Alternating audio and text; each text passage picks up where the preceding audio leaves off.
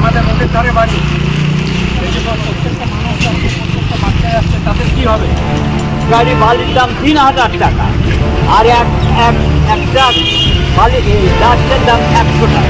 রাতে রাস্তা অবরোধ করে বিক্ষোভ দেখালো এলাকার বাসিন্দা থেকে শুরু করে দোকানদাররা। অভিযোগ, ব্লক দিয়ে নতুন রাস্তা হয়েছে, এই রাস্তার উপর বালি দেওয়া দরকার ছিল, বালি না দিয়ে ডাস্ট দেয়, তার ফলে এই রাস্তার উপর দিয়ে গাড়ি চললে উড়ে যাচ্ছে প্রচন্ড পরিমাণের ডাস্ট।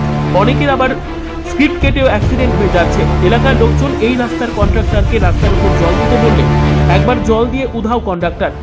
এলাকাবাসীর অভিযোগ, অবিলম্বে এই রাস্তার উপর ডাস্ট সরিয়ে বালি দিতে হবে, যদি না হয় আমরা আবার এই পথ অবরোধ করে বিক্ষোভ দেখাবো বলে হুঁশিয়ারি দিলেন এলাকাবাসীরা।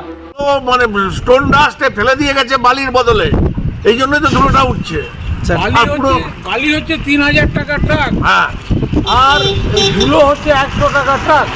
এইগুলি ফেলেছে, জল দিচ্ছে না, দুবেলা জল অন্তত দিতে হবে, আর নাহলে এই ধুলোগুলোকে ধুলো ঝাড় দিয়ে সরাতে হবে। ঝাড় দিয়ে সরাতে হবে। কন্ট্রাক্টর ছেলেখেলা করছে একবারে পুরো কাজটা নিয়ে। আচ্ছা, কতদিন ধরে দেখতে পাচ্ছেন এই ধুলো উঠছে? এই দুর্গাপুজোর আগে দুর্গাপুজো আগে থেকে চলছে এই কেস। আপনার নাম? আমার নাম তাপস চক্রবর্তী। হ্যাঁ, এর আগেও প্রচন্ড পরিমাণে ভুগেছি, আরম্ভ হয়েছে, দোকানে পুরো ডাস্ট ঢুকে যাচ্ছে। কতদিন আগে থেকে দেখছেন এই রাস্তা পড়ে আছে? ৩-৪ দিন হলো হ্যাঁ, ৩-৪ দিন তো 4 দিন দুর্গাপুজোর আগে থেকে হচ্ছে। সে হচ্ছে, কিন্তু তাও ঠিক ছিল, তাও ডাস্টটা ফেলে একদম ধুলোতে শেষ হয়ে যাচ্ছে। কি চাইছেন এখন, কি চাইছেন? হ্যাঁ, ডাস্টটা ফেলে দেখ, পরিষ্কার করুক, নাহলে জল দেখ, দুবেলা 3 বেলা জল দেখ, আর নাহলে পরিষ্কার করুক। আমরা ব্যবসা করছি, আপনারা চলুন না, দেখবেন দোকানের ভেতরগুলো কিরকম ডাস্ট ঢুকে যাচ্ছে। কালকে রাত্রেবেলা 8টার সময় অ্যাক্সিডেন্ট হয়েছে, 2-3টে অ্যাক্সিডেন্ট আমার চোখের সামনে দেখেছি। আমি জল দিয়েছি, তুলেছি, কেন যে বলছি ওটা স্কিড করে যাচ্ছে গাড়িটা, ব্রেক মারলে গাড়িটা এগিয়ে যাচ্ছে। কালকে 3জন পড়ে গেল আমার দোকানের সামনে। এটা ডাস্ট দিলেই এটা হচ্ছে, আর প্রায় এটা হবেই যদি এটা যদি কিছু না ব্যবস্থা করা হয়। আমার মনে হয় অ্যাক্সিডেন্ট প্রচুর হবে।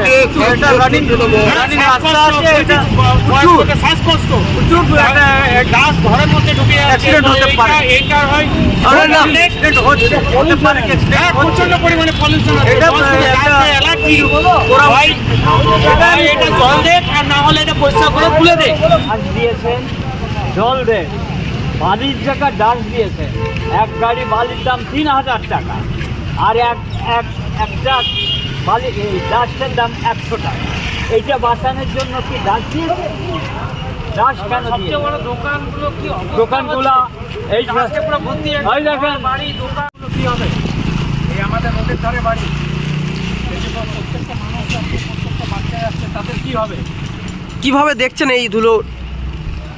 ধুলো কিভাবে দেখবো? ধুলোতে শ্বাসকষ্ট হচ্ছে, এই বাচ্চাদের ফিউচার শেষ, এটা জীবনটা শেষ করে দিল অর্ধেক।